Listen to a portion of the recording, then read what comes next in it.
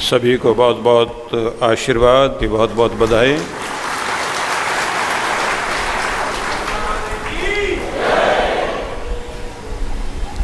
मनुष्य की देह प्राप्त करके एक बहुत बड़ी सफलता तो हम सब ने प्राप्त कर ली। कहा गया है अत्र जन्म सहस्राणाम सहस्रैरपि कोटिभिः कच्चित लभते जंतुर मानुष्यम पुण्य संचयात्। संसार में प्राणियों के हजारों करोड़ों जन्मों के व्यतीत होने पर जब उनके अनेक जन्मों के पुण्य एकत्रित हो जाते हैं तब उसे मनुष्य का शरीर प्राप्त होता है।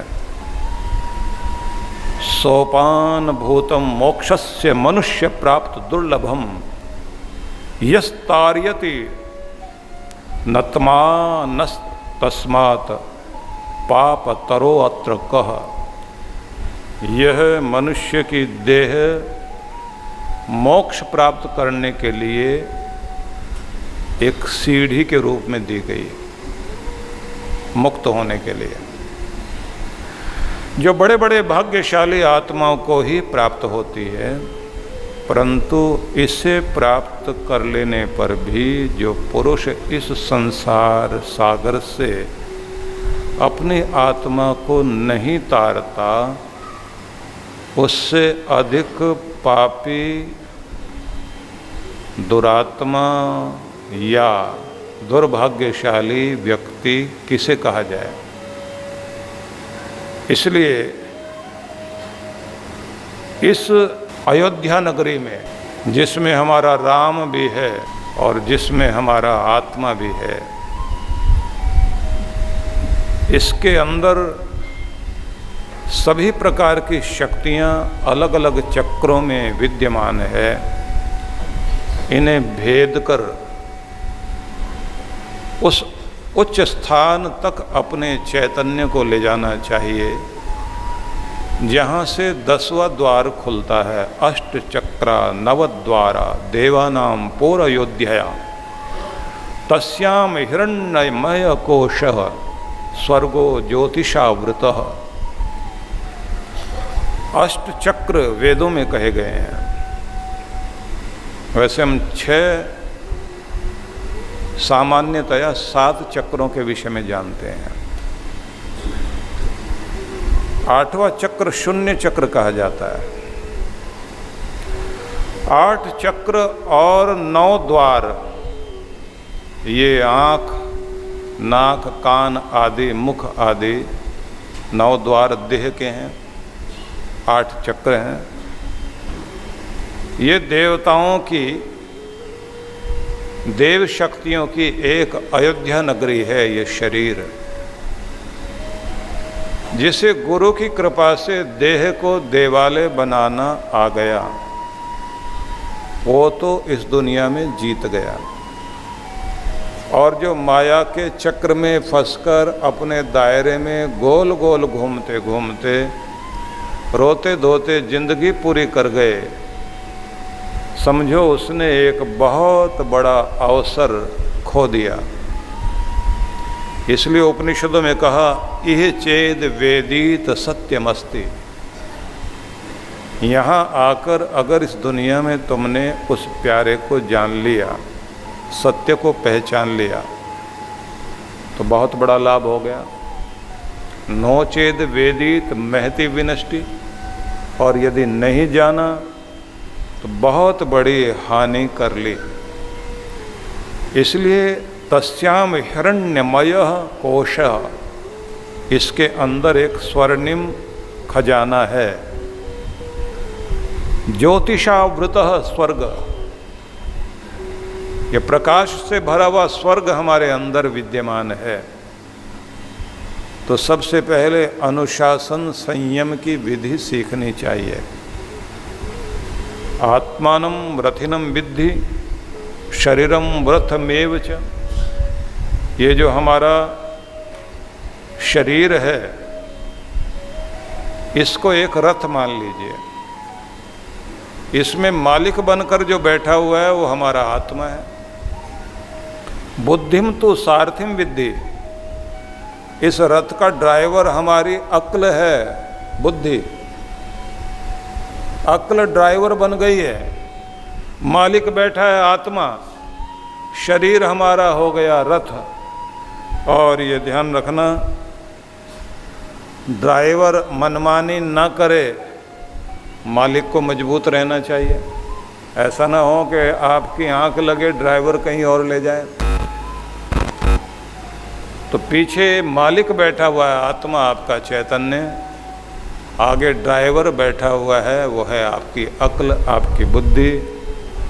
मनः प्रग्रह मेव च, और जो लगाम ब्रेक है ना, वो तो मन है। तो मन अक्ल के, ब्रेक जो है वो ड्राइवर के कब्जे में होना चाहिए। मन को बुद्धि के कब्जे में लाइए। मन को ऐसा मत बना दो कि वो भी ड्राइवर को बहका ले जाए, मतलब भ्रम पैदा हो जाए, ड्राइवर को ये भूल जाए क्लच कौन सा है और ब्रेक कौन सा है। या कहिए जो स्पीड बढ़ाने के लिए एक्सीलेटर होता है, उसमें ब्रेक में अंतर ही ना पता लगे। पाँव रखना था ब्रेक में और रख दिया एक्सीलेटर में, स्पीड वाली जगह में, तो ब्रेक लगने के बजाय जहाँ रुकना था वहाँ और स्पीड से आगे बढ़ गया, तो खाई में गिरा ना। तो मन हो गई लगाम, ब्रेक, रथ हो गया मनुष्य का शरीर। इसमें इंद्रियां जो हैं वो घोड़े हैं, और 5 घोड़े लगे हुए हैं। इस शरीर रूपी रथ में 5 घोड़े आगे जुते हुए हैं। उसकी जो लगाम है वो सब घोड़ों के साथ जुड़ी हुई लगाम, उसका नाम है मन। और मन के पीछे चलाने वाला बैठा है ड्राइवर, अक्ल, बुद्धि। बुद्धि के पीछे बैठा है मालिक, आत्मा। अब अगर यहाँ अक्ल काम करे नहीं, ड्राइवर गलत हो, और ड्राइवर के पकड़ में ब्रेक ना हो, लगाम ना हो, और घोड़े अपनी मर्जी से एक रास्ते पर नहीं जा रहे हैं, सीधे नहीं जा रहे, एक इधर भाग रहा है, आँख कहती है इधर चलना है, कान कहते हैं इधर म्यूजिक बहुत अच्छा आ रहा है उधर चलते हैं, नाक कहती है सुगंध बहुत अच्छी आ रही पीछे की तरफ उधर चलते हैं, और जीभ कहती है स्वाद तो यही है जहाँ खड़े भी हो, इसलिए चलो नहीं, रुके रहो। और त्वचा जो सबसे बड़ी इंद्रिय है शरीर की, सबसे बड़ी इंद्रिय शरीर की कोई और नहीं, चमड़ी है, पूरे शरीर में फैली हुई है। उसको सुख दुख का अनुभव, ठंडे गर्म का अनुभव हर समय होता है। वो कहीं और के ख्वाब दिखा रही है, नहीं, वहाँ सामने पहाड़ पर वहाँ ठंडी हवा आ रही, वहाँ चलते हैं।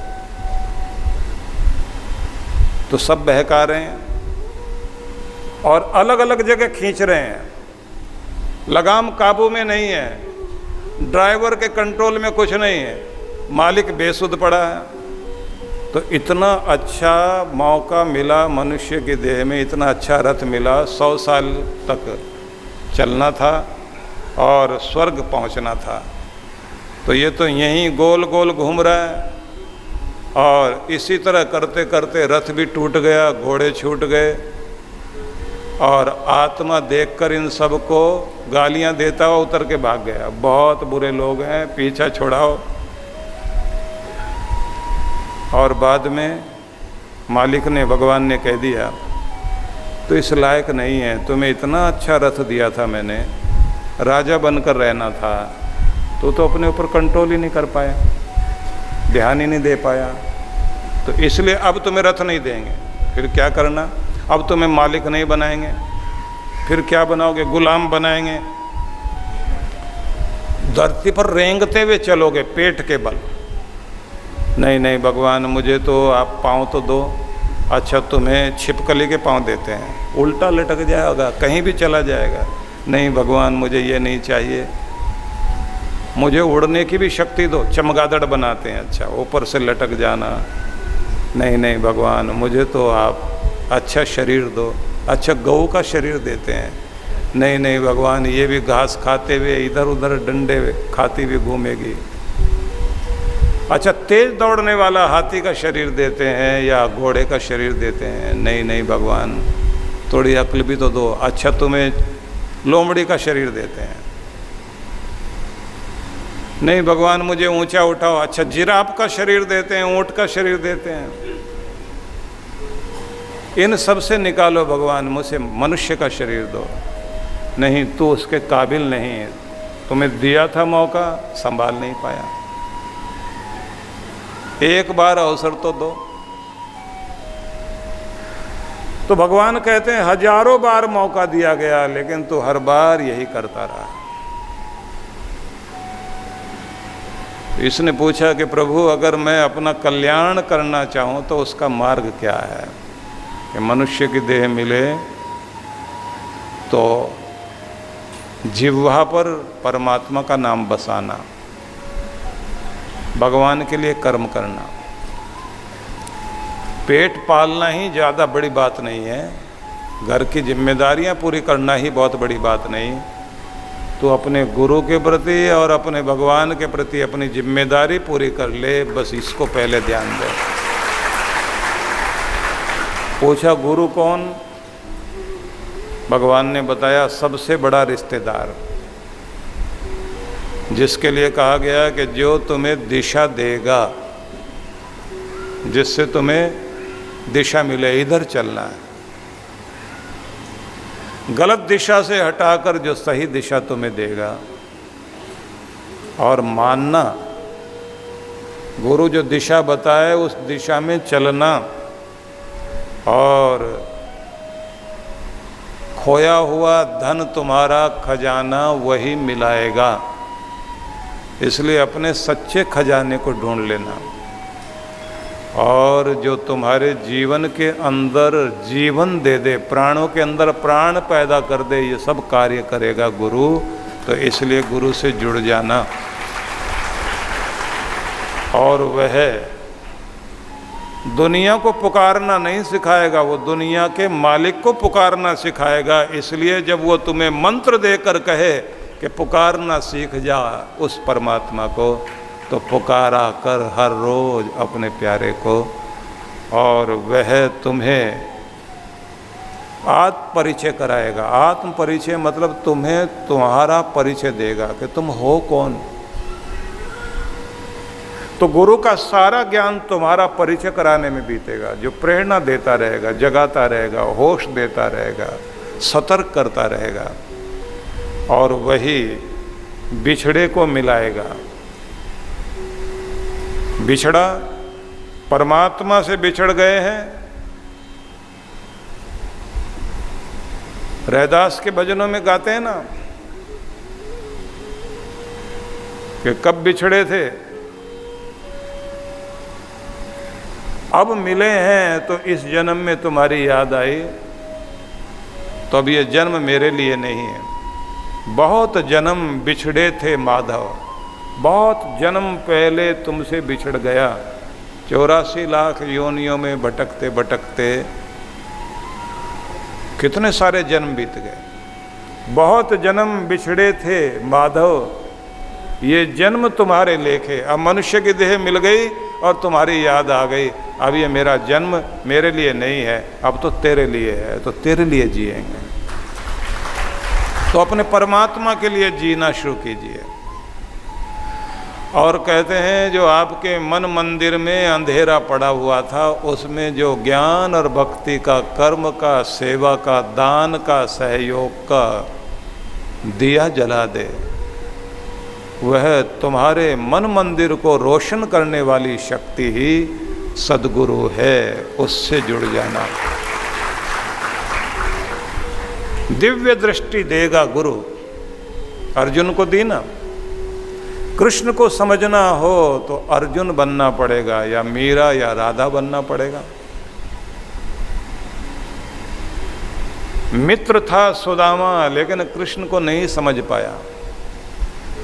हालांकि कृष्ण ने मित्रता करने के कारण, सुदामा ने दोस्ती के कारण उसके जीवन में अमीरी तो दे दी, लेकिन पहचान नहीं पाया सुदामा। उसे कहना चाहिए था कि मुझे कृष्ण एक जन्म की नहीं, जन्मों की अमीरी चाहिए, मैं सदा के लिए अपनी दीनता खत्म कर सकूं, ऐसी कृपा मुझ पर कर दो। मैं भले ही फटेहाल था, लेकिन मुझे इस फटेहाल की चिंता नहीं, मुझे अगर चिंता है तो इस बात की कि जन्म जन्म के दुख मेरे मिट जाएं, बस ये आशीर्वाद मुझे दे दो। तो ये तो वही मांगेगा ना जिसको जानकारी हो। तो कृष्ण भगवान ने फिर दिव्य दृष्टि दी। उसी का परिणाम ये हुआ, अर्जुन को समझ में आया विराट रूप देखने के बाद कि ये क्या है। इसलिए एक रूप में कोई भी न गुरु को पहचान पाता है, न ईश्वर को पहचान पाता। गुरु जब दिव्य दृष्टि देता है, समझ देता है, उसके अनुसार चलने से आंखें खुलती हैं। उसका परिणाम होता है कि हम सच्चाई को जानने लगते हैं। इसलिए कहते हैं सद्गुरु नर और नारायण दोनों का संगम है। नर और नारायण दोनों का संगम है। तुम जैसा चलता फिरता खाता है, इसलिए तो नर है, लेकिन परमात्मा जैसी दिव्यता में जीता है, इसलिए वो नारायण है। और परमात्मा जैसी दिव्यता में जीते हुए हर नर के अंदर नारायण का दर्शन करने की शक्ति गुरु ही देता है। इसलिए कहते हैं यहाँ गुरु और ऊंचे स्वरूप में आ गए। तो प्रत्येक शिष्य की यात्रा चंद्रमा के दूज वाले चंद्रमा से पूर्णिमा के चंद्र बन जाने की यात्रा प्रत्येक शिष्य की आध्यात्मिक और विकास की यात्रा है। इस विकास यात्रा में हर दिन अपने आप को विस्तार देना है, विकास देना है। जैसे पूर्णिमा का चंद्र पूर्णिमा में जाके पूर्ण होता है, ऐसे पूर्ण की यात्रा पर हम निकले हैं।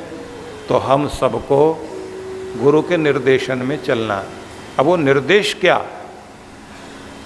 दुनिया के 300 धर्म, मत, मतांतर, मजहब, 700 करोड़ लोग धरती पर। तो कॉमन बात क्या है?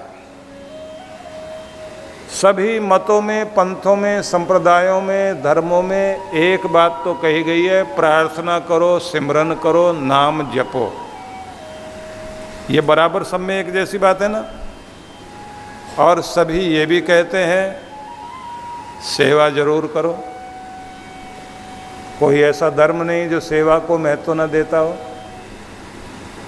ईसाई हो, मुस्लिम हो, सिख हो, यहूदी हो, हिंदू हो, बौद्ध हो, जैन हो, जितने भी तरह के धर्म दुनिया में हैं, जापान का शिंतो धर्म हो, सब में एक ही बात कही गई, सेवा को महत्व दीजिए, सिमरन कीजिए। तो सबको याद हो जाना चाहिए। हमने इसीलिए सबको कहा सेवा सिमरन, दो चीज़ें तो हमने पहले बोली, उसी के साथ दो और बताई थी, सत्संग, स्वाध्याय। तो सेवा, सिमरन, सत्संग, स्वाध्याय, सहयोग, सहानुभूति, संतोष, समर्पण। तो 10 नियम जीवन के हैं। अब इसमें ये याद रख लेना कि हर किसी को हर दिन ज्ञान अर्जन करने के लिए गुरु के सत्संग से जुड़ना है, क्योंकि सत्संग से जुड़ने का मतलब है गुरु की मेहर से जुड़ना। हर रोज दर्शन होता है, आवाज आती है, कान में पड़ती है, दर्शन होता है, तो मेहर से जुड़ना, रहमत से जुड़ना। तो नियम बना लीजिए, हर दिन सत्संग। तो टीवी से जब आपके घर तक पहुंच गए तो इतने तो आलसी मत बनो कि दर्शन करने ना आओ, प्रणाम करने ना आओ। मैं देखता हूँ छोटे छोटे बच्चे मुझे मिलते हैं और वो ये कहते हैं आप हमारे घर आते हो। मैंने कहा कब? सुबह सुबह आते हो जब हम स्कूल के लिए तैयार हो रहे होते हैं। मैं आपको रोज देखता हूँ। मैंने कहा फिर क्या करते हो? बोले मैं आपको हेलो करके बाय करके चला जाता हूँ। लेकिन यहाँ वाले तो ना हाय करते ना बाय करते हैं, मन मन में टाटा कर जाते हैं। नहीं, हर दिन सत्संग आए तो सुनना, मेहर आएगी, घर में रहमत आएगी। गुरु की दृष्टि के साथ सामने बैठकर बहुत प्यार से सुनना चाहिए। जब संतोषी माता खूब प्रचलित थी, नाम खूब था, पिक्चर आई हुई थी, तो जैसे संतोषी माता का गाना आता था दूरदर्शन पर, अगरबत्तियां जला के महिलाएं, मैं तो आरती उतारूं रहे संतोषी माता की। कितने कितने जो है घर के लोग डांटते थे टीवी खराब हो जाएगा, लेकिन बूढ़ी माता, छोटी बच्चियां सब कर रही होती थी और बच्चे खड़े होके हंसते थे। यहाँ से ना तो धूप वहाँ पहुँचेगी ना अगरबत्ती पहुँचेगी, और कुछ माताएं सिक्का भी रख देती थी। और पिक्चर आई तो फिल्म के पर्दे पर सिक्के फेंक दिए लोगों ने। लोग नदी में फेंकते हैं। बाहर के लोग यहाँ आके देखते, कहते बड़े मूर्ख हैं ये लोग। लेकिन लोग ये नहीं जानते परमात्मा तक न तो आपका सिक्का पहुँचेगा ना आपका फूल पहुँचेगा, लेकिन उसके जरिए से जो भावना पैदा की है वो भावना जरूर परमात्मा तक पहुँचेगी। आपकी भावना पहुँचती है, ये तो माध्यम है। कोई फूल भेंट करेगा किसी को तो वो फूल लेकर खाएगा आदमी। फूल तो प्रेम प्रकट करने का माध्यम है। ये फूल इस सृष्टि का सबसे सुंदर उपहार, ये प्रकृति की मुस्कुराहट और खिलखिलाहट है। मुस्कान लेकर आया हूँ आपके लिए, भगवान करे हमेशा हंसते रहो। ये भावना रखकर फूल दिए जाते हैं तो कितना अच्छा लगता है। ऐसे ही जब कुछ पैसे, प्रसाद, कुछ भी आप चढ़ाते हैं वो आपका प्रेम है। तो गुरु का दर्शन होता है मत्था टेकना, दर्शन करना, और सिर्फ दिमाग, मतलब सिर ही नहीं झुकना चाहिए, दिमाग भी हिलना चाहिए, थोड़ा इसमें भी अंदर जाना चाहिए। फिर हाथों तक ज्ञान पहुंच जाए, मतलब कर्म में लग जाए, और वो ज्ञान आपके रोम रोम तक पहुंच जाए, मतलब आपके चरण भी उस दिशा में चल पड़े जिस दिशा में गुरु लेकर जा रहे हैं। तो सत्संग रोज कीजिए, सिमरन रोज कीजिए, सेवा रोज कीजिए, सहयोग भी रोज करना। जो पाना चाहते हो देना सीख जाओ, जो पाना चाहते हो देना सीख जाइए। सिक्के डालेगा भिखारी कटोरे में तो बताएगा ये चाहिए, तो वही मिलना शुरू होगा, सिक्के डलने शुरू हो जाएं। और नोट चढ़ा दे तो कोई ना कोई मोटा नोट भी आना शुरू हो जाएगा।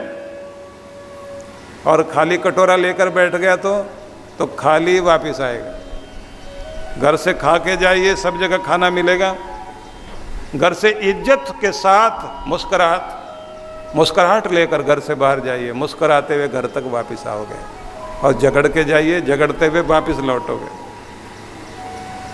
जो दोगे वही वापस कई गुना बढ़कर मिलेगा। इसलिए नियम बना लो। फिर सेवा भी करेंगे जिससे शरीर आखिर तक सक्षम बना रहे, और सहयोग भी करेंगे जिससे हाथ खाली ना हो। और क्षमा मांगेंगे और क्षमा करेंगे भी सही। दूसरों को क्षमा करना सीखें तो क्षमा किए जा सकेंगे। कड़वाहट पिएंगे तो ये ध्यान रख लेना, कड़वाहट खत्म होगी भी सही। दूसरों को समझने की चेष्टा करेंगे तो ये ध्यान रखना आपको भी समझा जाएगा। आप दूसरों के साथ एडजस्ट करेंगे तो दूसरे आपके साथ भी एडजस्ट करना शुरू करेंगे। आप मीठा बोलेंगे तो मीठे वचन आपकी तरफ भी लौट कर आएंगे। परमात्मा के आगे झुक कर देखिए, आपको सिर उठाकर जीना आ जाएगा, यह आशीर्वाद मिलेगा। तो नियम बना लीजिए। सब धर्मों में, मतों में, पंथों में, संप्रदायों में सेवा का महत्व है, सिमरन का महत्व है, प्रार्थना का महत्व है, सत्संग का महत्व है। इसलिए ये तो कॉमन चीज है, ये तो आप छोड़ ही नहीं सकते। सभी सहयोगी हैं और जो जितना देता है, सिख पंथ खुले दिल से लगा हुआ अपने गुरु घर में देने के लिए। ये भी एक बात ध्यान रख लेना चाहिए, जगह जगह गलत जगह जमीन में बिखेरते चले जाओगे, उगेगा नहीं। तो एक ही जगह अपनी जमीन में बो, दूसरे की जमीन में नहीं। अपनी जमीन से मतलब है अपने गुरु वाली जमीन में, सेवा वाली जमीन में बोइए। इसमें बोगे तो कल्याण होगा। तो इस बार आपको कुछ चीज़ें सिखाना चाहते हैं। एक तो यहाँ से जाने के बाद अपना गुरु मंत्र कुछ दिन, जब तक पूर्णिमा आती है तब तक लगातार जपिए, जिससे आपके मंत्र शक्ति जागृत हो। अपने संकल्प के अनुसार हर रोज कुछ न कुछ खुले दिल से निकालना शुरू करो सेवा के कार्य में। इसके साथ तीसरी बात यह है, अपनी गलतियों के लिए क्षमा याचना करें और जीवन में सुधार लाने की चेष्टा करें। मंत्र जाप करोगे कल्याण होगा। पूर्णिमा पहुँच आने तक जितना जाप हो सकता जाप जरूर करो, प्रार्थना करो, भक्ति करो, कल्याण होगा। अब अगली बात आपको बताना चाहता हूँ। इस बार हमने जो लोग मनाली गए थे उनको एक विद्या सिखाई थी, वरदान विद्या। आप तो वरदान लोक में बैठे ना। वरदान विद्या है, वरदान कैसे प्राप्त किए जाते हैं। और जो अलादीन का चिराग माना जाता है ना, कि था जो मांगते थे मिलता था। तो लोग कहते हैं पहले किसी ज़माने में तो काम करता था, आजकल चिराग काम नहीं करता। लेकिन चिराग को रगड़ना बहुत पड़ता था, तब उसके अंदर से वो जिन, वो शक्ति प्रकट होती थी। तो अब गुरु का चित्र, इष्ट देव का चित्र, दोनों को जैसे किताब के दो पन्ने होते हैं ना, ऐसे आमने सामने जुड़े हुए हों। नीचे श्री यंत्र और उसके बाद श्री साधना सीख लें। उसका प्रयोग करिए, अपने पर्स में साथ रखो। सोते समय, सुबह उठकर जागते ही प्रार्थना करनी है। किस विधि से कैसे करनी है, ये सब इस बार आपको सिखाएंगे। जब ये गणेश लक्ष्मी यज्ञ का कार्यक्रम होगा, उस समय जो लोग नियम बना लेंगे उन लोगों को सीख लें। और एक नियम साथ में और जोड़ना, अपना कुछ राशि 500 से 1100 रुपये महीने के हिसाब से आप बना लो, बना कर रखिए कि हर महीने हम गुरु सेवा में भेजेंगे। आपके फोटो, जन्म तिथि और आपकी पत्री के हिसाब से अपना जो है जन्म पत्री बनवा लें, या वहाँ भेज दीजिए अपना नाम, पता वगैरह सब, जन्म टाइम और जन्म स्थान, ये सब लिख दें। तो उसके बाद हम लोग एक प्रार्थना घर बना रहे हैं, जिसमें सबके फोटो, नाम रखे हुए होंगे सामने। मैं भी और हमारे विद्यार्थी, गुरुकुल के विद्यार्थी, हर रोज आपके लिए प्रार्थना घर में जाके प्रार्थना करेंगे। और वर्ष में एक बार आप सबको बुलाकर, आप सबको कहेंगे आपके लिए एक यज्ञ होगा, गुरु यज्ञ करेंगे, आहुति देने आप भी आओ। उस यज्ञ में आप पहुँचें, हो सकता है कि उसकी व्यवस्था ऐसे कर दें, सब दिल्ली नहीं पहुँच सकते तो मुंबई वाले लोगों के लिए हम यहीं आ जाएंगे, तो यहीं सबसे करवा देंगे। और भले ही सुबह से लेके शाम हो जाए, एक एक से आहुति जरूर डलवाएंगे। और फिर सबके लिए इकट्ठे बैठकर प्रार्थना करें और सब अपने अपने गुनाहों की माफ़ी मांगकर भगवान से ये जन्म और जितने पिछले जन्म हुए उन सब के पाप ताप कष्ट क्लेश दूर हो जाएं, ये प्रार्थना करें। तो अब ये क्रम शुरू होने वाला है, इसमें मेंबरशिप आएगी आपके सामने, सूचना दी जाएगी। सबके घर में एक धर्मदूत हमारा जो पत्र निकलता है वो पहुंचेगा, उसमें सब कुछ लिखा हुआ होगा, तो अपना नियम शुरू कर देना। और इस बार यज्ञ में शामिल हो तो अपना श्री यंत्र लेकर आओ और चार्ज करा करके वापस लेके जाओ। तो ये एक विधि बहुत ज़बरदस्त आपके लिए रहेगी। और उसके बाद अपने अलादीन के चिराग का प्रयोग भी करना रोज, और पूरी ताकत से अपने सौभाग्य को जागृत करने के लिए काम में लगिए। अगर मनोबल नहीं टूटने दोगे, लगातार मेहनत करोगे, तो जो चीज़ 10 साल तक मेहनत करने से नहीं बनेगी, 1 साल में बन जाएगी, ये बात पक्की है। और गुरु मंत्र अगर आपने जगा लिया तो ये भी याद रख लेना, गुरु मंत्र जाग गया आपका तो आपके ऊपर किसी का तंत्र मंत्र कभी कुछ काम नहीं कर सकता, आपका कुछ बिगाड़ ही नहीं सकता। कोई कितना भी आपका घर खराब करने की कोशिश करे, आपका ये जो कवच है ये सामने आएगा और टकरा कर चीज़ चली जाएगी। इतनी बड़ी शक्ति आपकी जागेगी, इसलिए पाठ करो। दूसरी बात आपसे हम ये और कहना चाहते हैं, हम लोगों ने मिलकर, हमने, आपने, सबने कुछ संकल्प लिए ना, जैसे अनाथ बच्चों की सेवा, ये जो भीख मांगते थे, कूड़ा कचरा बीनते थे, उन बच्चों के पढ़ाने के लिए जिम्मेदारी, तो 2 अनाथालय बन गए। एक आपका ज्ञानदीप विद्यालय, 1000 बच्चे वहाँ पढ़ रहे हैं। और पूरे देश में धर्म के लिए, जीवन जीने के लिए जो तत्पर हुए हैं, उन सभी गुरुकुल के विद्यार्थियों के लिए गुरुकुल हमने खोल दिया। अब गुरुकुल में बच्चे पढ़ रहे हैं। और अभी ये बच्चा भजन गा रहा था ना आपके सामने, शिव जी का भजन गाया, ये भी तो वहीं का शिष्य है। और इधर ये जो सूचना दे रहा था आपको, खड़े हो जाओ, ये भी वहीं का है। पूरे देश में आपके धर्माचार्य धर्म का प्रचार करने के लिए लगे हुए हैं, पूरे देश में पूरी जिंदगी इधर ही लगा रहे हैं। तो उनकी सेवा,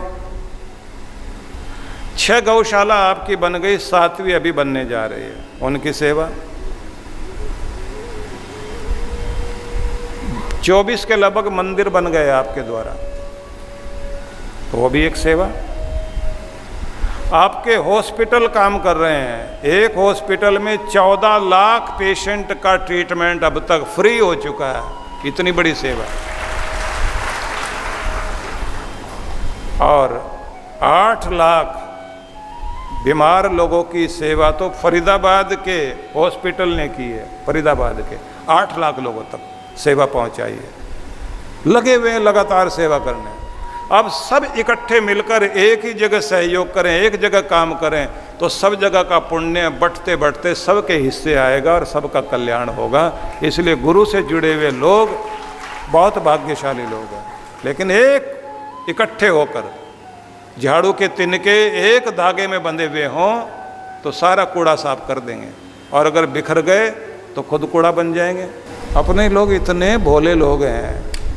एक सज्जन जो है बोले, गुरुजी कहते हैं अनाथ बच्चों की सेवा के लिए सहयोग करना चाहिए। मैंने तो गुरुजी की बात मान ली, मेरे घर के पास में एक अनाथालय में वहाँ दे के आ जाता हूँ। दूसरे ने कहा मैं अपने घर के पास एक वृद्धाश्रम वहाँ दे के आ जाता हूँ।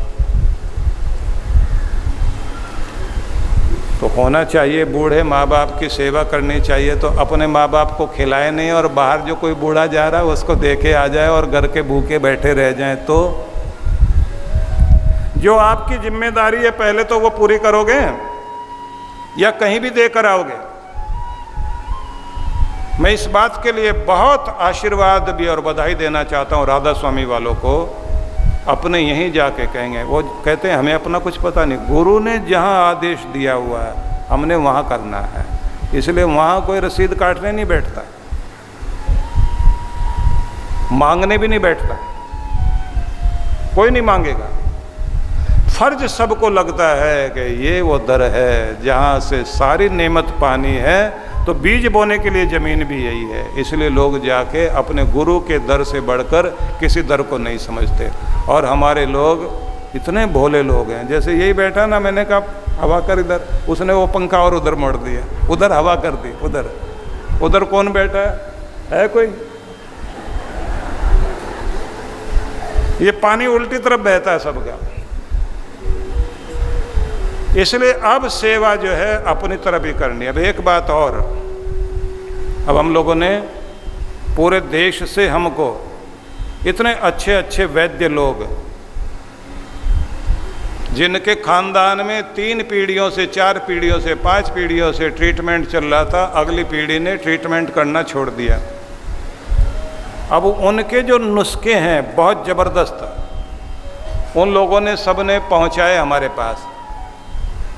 उन्होंने कहा हमारे ख़ानदान में तो कोई अमेरिका जाके बैठ गया, कोई इंग्लैंड।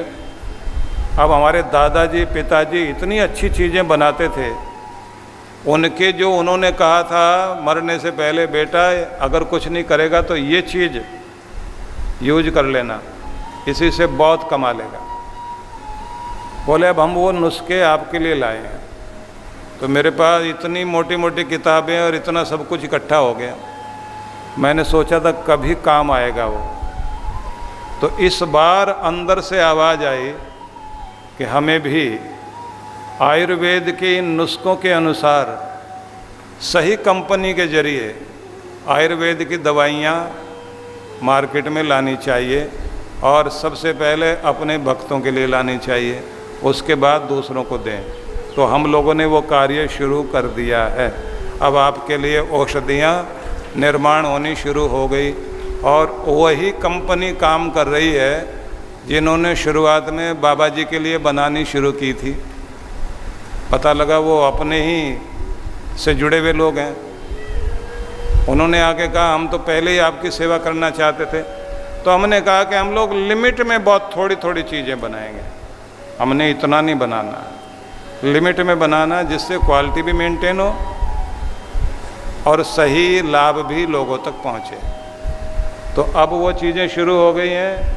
हमारे जैन साहब जो है वो अपना बिजनेस छोड़ के राजस्थान से इधर ही सेवा करने आए। बोले अपना लिए तो बिजनेस बहुत कर लिया, अब गुरु के लिए काम करेंगे, इसमें जो कुछ भी लाभ होगा वो हम अपने इन अनाथ बेसहारा बच्चों के पढ़ाई के लिए और सहयोग के लिए खर्च करेंगे। यही नियम बना दिया गया। तो ये एग्रीमेंट किया गया कि इसमें जो भी लाभ होगा कोई आदमी खर्च नहीं कर सकता, केवल सेवा में ही लगेगा।